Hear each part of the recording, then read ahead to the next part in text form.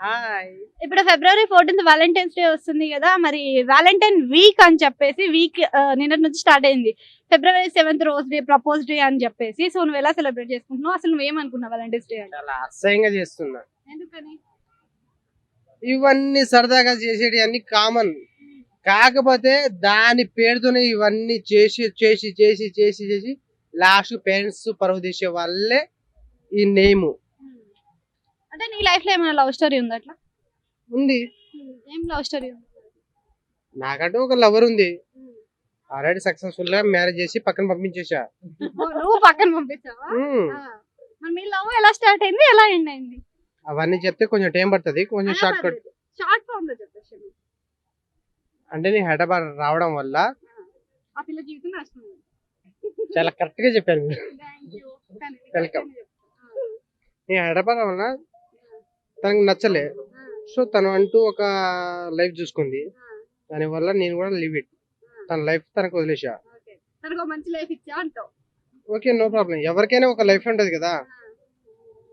Next ఇప్పుడు మరి చాలా మంది లేచిపోయి పెళ్లి చేసుకుంటున్నారు కదా, సో అలా లేచిపోయి పెళ్లి చేసుకోవడం కరెక్టేనా? రాంగ్. ఎందుకు రాంగ్? ఎందుకు రాంగ్ అంటే ఒక పేరెంట్స్ అనేది ఒప్పించి చేసుకోవడం రైట్. మరి పేరెంట్స్ ఒప్పుకోకపోతే లేచిపోవడం కరెక్టే కదా? అది రైట్ అని ప్రతి ఒక్కళ్ళు అనుకోవడం కరెక్ట్ కాదు. ఒక్కొక్క లైఫ్ లో ఒక్కొక్కరి ఉంటది.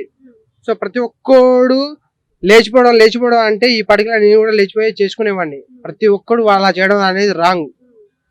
చాలా మందికి అనేది తెలియదు. అది ఒక ఏజ్ లో మనం అంటే టీనేజ్, నాన్ వెజ్ ఉంటది కదా మ్యాటర్. నాన్ వెజ్ అంటే మటన్ కాదు, చికెన్ కాదు. సో మిస్టేక్ అయింది, కానీ ఒక ఏజ్ లో చేసుకోవాలి, తప్పులేదు. కానీ మనకు తెలియక మనం ఒక పేరెంట్స్ ఇబ్బంది పెట్టి చేసుకోవడం కరెక్ట్ కాదు. నేను అలా చేసుకున్నానంటే నేను కూడా చేసుకుంటునేవాడిని. సో ఇప్పుడు జనరేషన్ లో లవ్ మనకి 10th క్లాస్ లో లవ్ స్టార్ట్ అయ్యి ఇంటర్ లో పెళ్లి చేసుకొని డిగ్రీలో విడిపోతున్నారని ఒకటి వినిపిస్తుంది, మరి నిజమేనా?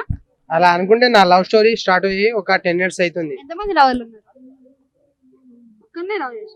ఒక్కరినే చేసిన, ఒకరితోనే ఎండ్ అయిపోయినా. అది 10 సంవత్సరాలు సక్సెస్ఫుల్ గా వదిలేసిన. ఎందుకంటే తనకంటూ ఒక లైఫ్ ఉంటది. వాళ్ళ పేరెంట్స్ ఇబ్బంది పెట్టకూడదు. మరి నువ్వు మీ పేరెంట్స్ ఏమైనా ఇబ్బంది పెట్టినా మీ పేరెంట్స్ కి నా పేరెంట్స్ ఇబ్బంది పెట్టకూడదు అనే కదా తన వదిలేసిన.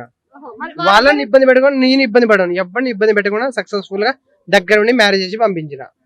నీ లైఫ్ లో మరి చాలా మంది అమ్మాయిలు అంటారు కదా, పొజిటివ్నెస్ చూపించి టార్చర్ చేస్తున్నారు, అట్లా గొడవలు అయినాయి అమ్మాయి? ఉన్నాయి. కొట్టినావా? అంతవరకు మన రాము కదా. నిన్ను కొట్టిందా? నన్ను కొట్టేవారు నేను తీసుకుని కదా. అదే లాస్ట్ అయితే వదిలేయడమే టార్గెట్. వదిలేయడం టార్గెట్ అని నేను చెప్పలే. ఫస్ట్ ఆఫ్ ఆల్ వచ్చేసి మనం తీసుకునే డిసిషన్ బట్టి అది రైట్ ఆర్ రాంగ్ అని నేను మాట్లాడతా. రైట్.